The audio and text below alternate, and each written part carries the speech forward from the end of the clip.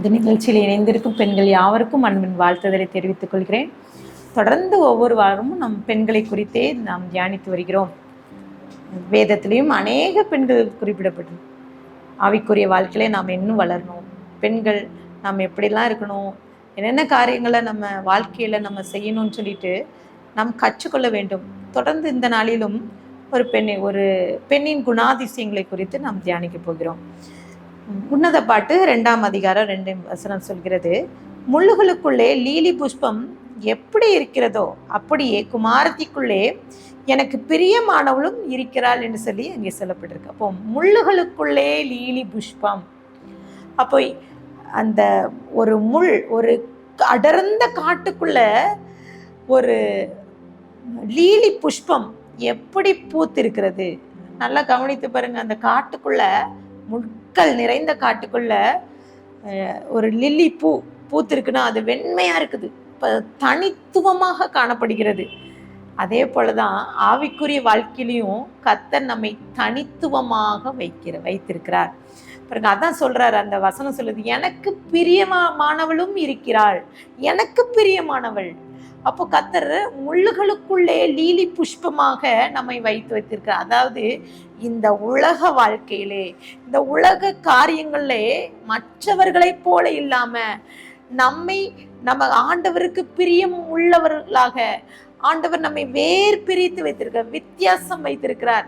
அதான் காட்டுக்குள்ளே அந்த முள் நிறைந்த பகுதியிலே இருக்கிற லீலி புஷ்பம் அது தனித்துவமாக இருக்கிறது போல இந்த உலகத்துல இருக்கிற வாழ்கின்ற அநேகரை காட்டிலும் நம்மை கர்த்தர் தனித்துவமாக வைத்திருக்கிறார்.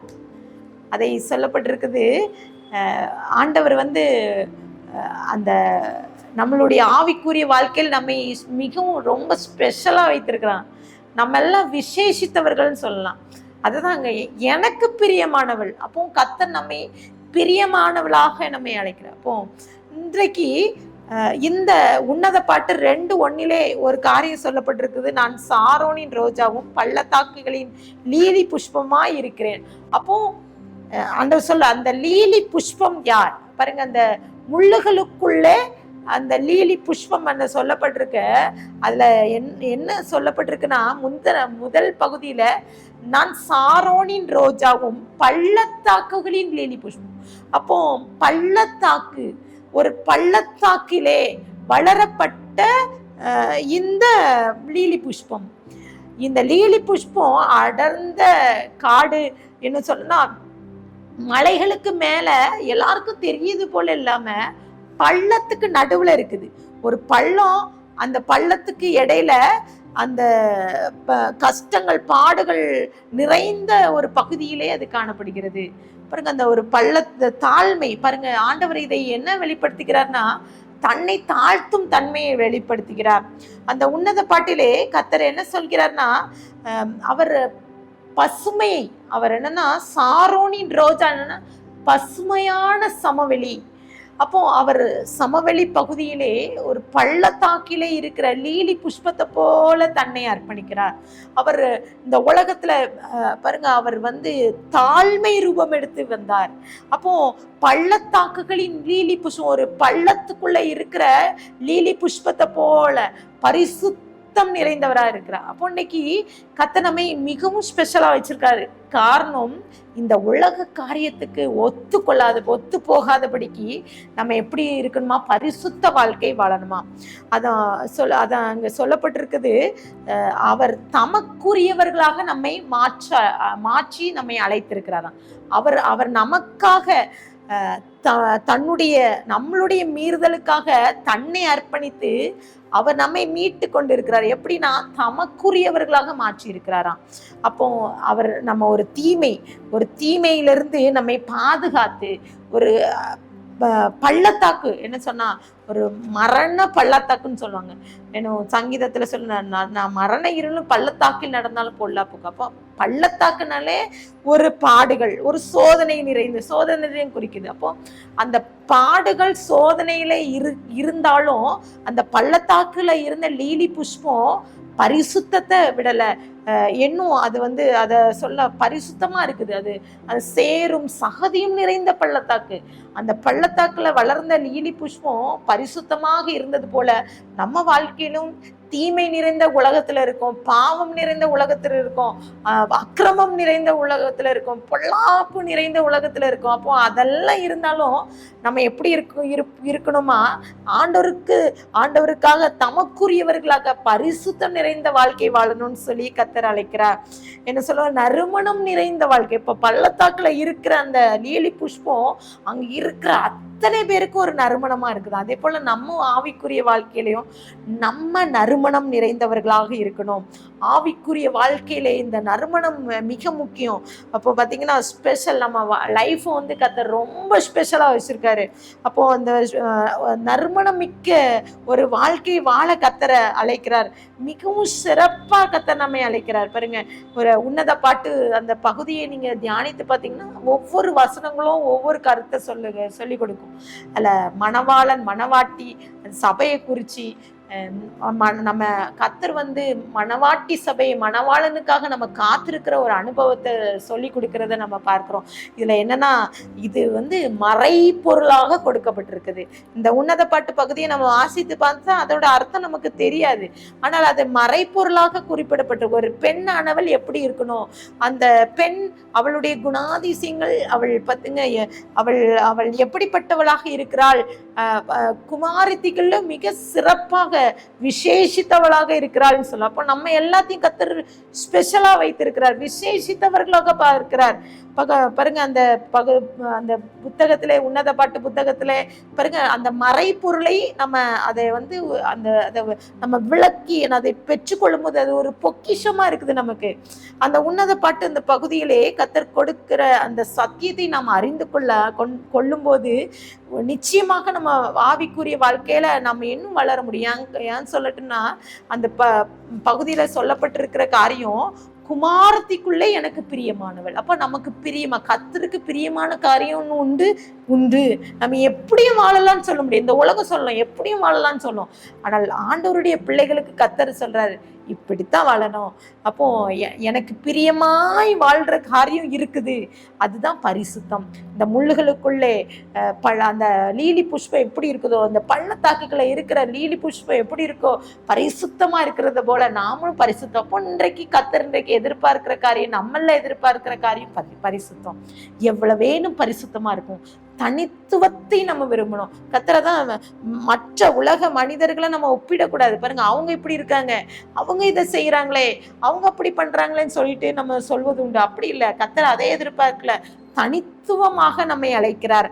பாருங்க, நம்ம லைஃப்பை பாருங்க, அந்த லீலி புஷ்பத்தோடு ஒப்பிடுகிறார். அந்த லீலி புஷ்பத்திலோட அழகு, அதோடைய நறுமணம், அது ஸ்பெஷலாக அது பாருங்க. அந்த ஒரு மனிதன் அவரை தன்னை அர்ப்பணிக்கிறார். பாருங்க, இந்த உலகத்திற்கு அவர் குமாரனை தந்தரலார். பாருங்க, இயேசு கிறிஸ்துவை நினைச்சு பாருங்க, அவர் இந்த உலகத்துக்கு தாழ்மை ரூபம் எடுத்து பரிசுத்தமா இருக்கிறார். அவர் வாழ்க்கை பரிசுத்த வாழ்க்கை வாழ்ந்து நமக்கு முன்மாதிரியாக வாழ்ந்து காட்டுகிறார்.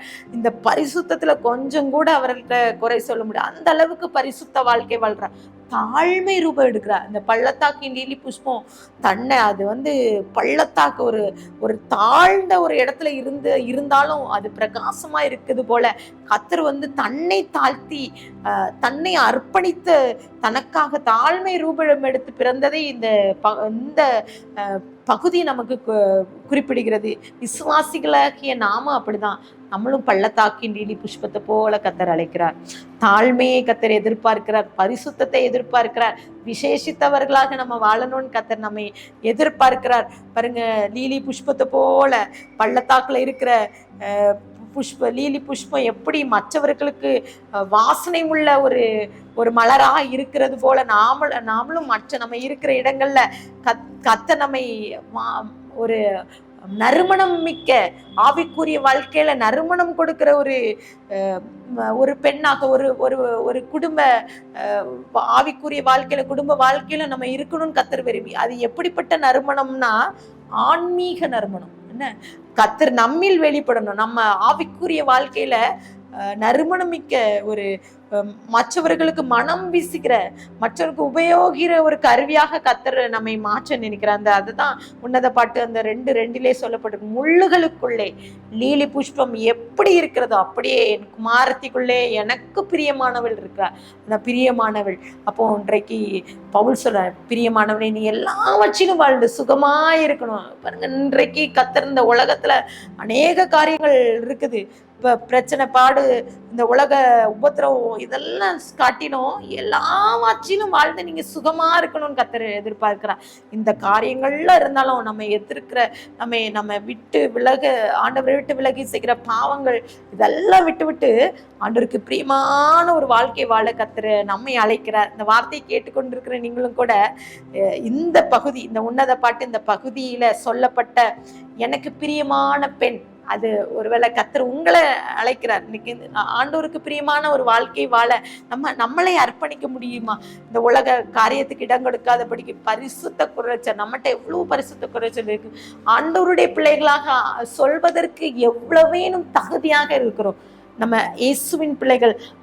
நம்மளை பார்க்குறவன் ஆண்டவரை இயேசுவை பார்க்கணும். நமக்கும் புறஜாதிகளுக்குள்ள வித்தியாசம் என்ன தெரியலுங்க. இன்னைக்கு அநேக நேரங்கள்ல அதை நம்ம அறிந்து கொள்றதுல நம்மளையும் புறஜாதிகளுக்குள்ள என்ன வித்தியாசம்? நம்மளுடைய ஆவிக்குரிய வாழ்க்கை அது ஒரு முன்மாதிரியா இருக்கணும். மற்றவர்களை பார்க்கணும், மற்றவர்கள் உங்களை பார்க்கணும். நம்மளுடைய ஆவிக்குரிய வாழ்க்கை பார்க்கிறவர்கள் மனம் வீசுகிறவர்களா இருக்கணும். நம்மளுடைய செயல்கள் எப்படி இருக்குது, கர்த்தர் அதை எதிர்பார்க்கிற நம்ம வார்த்தை எப்படி இருக்குது, நம்ம நடக்கை எப்படி இருக்கு, நம்ம செய்கை எப்படி இருக்கு, நம்மளுடைய தனிப்பட்ட வாழ்க்கை எவ்வளோ வேணும் மற்றவர்களும் பிரயோஜனமா இருக்குது. கர்த்தர் நமக்கு, ஆண்டவர் நம்மை பிரியமானவள் என்று அழைக்கிறார். சொல்லுங்க, இன்னைக்கு நமக்கு ஒருத்தங்க பிடிச்சிட்டுனா என்ன செய்வோம்? எல்லாம் செய்வோம். அவங்கள பார்க்கதே ரொம்ப சந்தோஷப்படும். எனக்கு உங்களை ரொம்ப பிடிக்கும் சொல்லுவோம்ல. நமக்கு தெரிந்த ஏதோ ஒரு மிக பிரபலமானவர்கள் யாரா இருந்தாலும் சொல்லுவோம், உங்களை எனக்கு ரொம்ப பிடிக்கும், ஏன்னா உங்க ஸ்டைல் பிடிக்கும், உங்களுடைய செயல்கள் பிடிக்கும், உங்க கூட பழக பிடிக்கும்னு சொல்லிட்டுலாம் நம்ம பேசுவோம்ல. அன்றைக்கும் அதுதான் கர்த்தருக்கு நம்மளை ரொம்ப பிடிக்கும், நம்ம செய்கையை பிடிக்கும், நம்ம சூழல் நம்மளுடைய கர்த்தருக்காக வாழ்கின்ற வாழ்க்கை கர்த்தருக்கு பிடிக்கும், அன்பான உள்ளம் கர்த்தருக்கு பிடிக்கும். கர்த்தர்ட்ட இன்னைக்கு ஒப்பு கொடுமை. நமக்கு ஆண்டவர் நம்மை பிடிக்கத்தக்க என்ன காரியம் நம்மகிட்ட இருக்குது? ஆண்டவர்ட்ட கேட்கலாமா, ஏசப்பா நான் உங்களுக்கு பிரியமானவளா இருக்கிறேனா, உங்க பரிசுத்த வாழ்க்கை வாழ்றதுக்கு ஏற்ற ஒரு பக்கம் இருதயத்தை எனக்கு கொடுங்க. இந்த உலக மாயான உலகமா இருக்குது. இந்த உலக காரியங்களுக்கு இடம் கொடுக்காதபடிக்கு ஆண்டவர்ட்ட ஒப்பு கொடுக்கலாமா? ஆண்டவரே என் வாழ்க்கையில மாற்றத்தை தாங்க. நான் லில்லி புஷ்பம் எப்படி இருக்குதோ, எனக்கு ஒரு தனித்துவமாக இருக்கிறதோ, நாங்க வாழ்கிற இடங்கள்ல, என் குடும்பத்துல என் பிள்ளைகளுக்கு தனித்துவமாக நான் இருக்கணும். சிறந்த ஒரு பெற்றோரா, சிறந்த ஒரு பெற்றோருக்கு சிறந்த ஒரு மகளாக இருக்கணும். ஒரு கணவனுக்கு ஒரு சிறந்த ஒரு மனைவியா இருக்கணும். பிள்ளைகளுக்கு நல்லத ஒரு தாயா இருக்கணும். அப்படி ஒரு ஸ்பெஷலை கர்த்தர் எனக்கு இன்னைக்கு தரணும்னு சொல்லிட்டு ஆண்டவர்ட்ட ஒப்பு கொடுத்து ஜெபிக்கலாமா? கண்களை மூடி ஜெபிப்போம். அன்பின் பிதாவே, எங்களோடு பேசியிருக்கீங்க. இன்றைக்கு கூட இந்த வார்த்தையை கேட்டுக்கொண்டிருக்க ஒவ்வொருவரோட நீங்க பேசுங்க, இடைப்படுங்கப்பா. எங்களுக்குள்ள ஒரு பரிசுத்தத்தை கொடுங்கப்பா. அப்பா, எங்களை பார்க்குறவங்க உண்மையை பார்க்கணும்ப்பா. எங்களுக்கு சப்பா லீலி புஷ்பம் எப்படி இருக்கிறதோ அது நறுமணம் மிக்கதாக பரிசுத்தமாக, அப்பா உங்களுக்கு பிரியமான ஒரு பெண் இருக்கிறாள்னு சொன்னது போல நாங்களும் உங்களுக்கு பிரியமான ஒரு பெண்ணாக, இந்த உலகத்துல எவ்வளோ பத்திரம் வந்தாலும் பிரச்சனை, பாடுகள், பாவம், சாபம் எல்லாத்தையும் விட்டு சப்பா நமக்கு நாங்க பிரியமாக இருக்க சாட்சியா ஜீவிக்க கிருபை தாங்க. துதிகன மகிமை உமக்கு ஏறடிக்கிறோம். மீட்பர் மூலம் கேட்கிற பிதாவே, ஆமென்.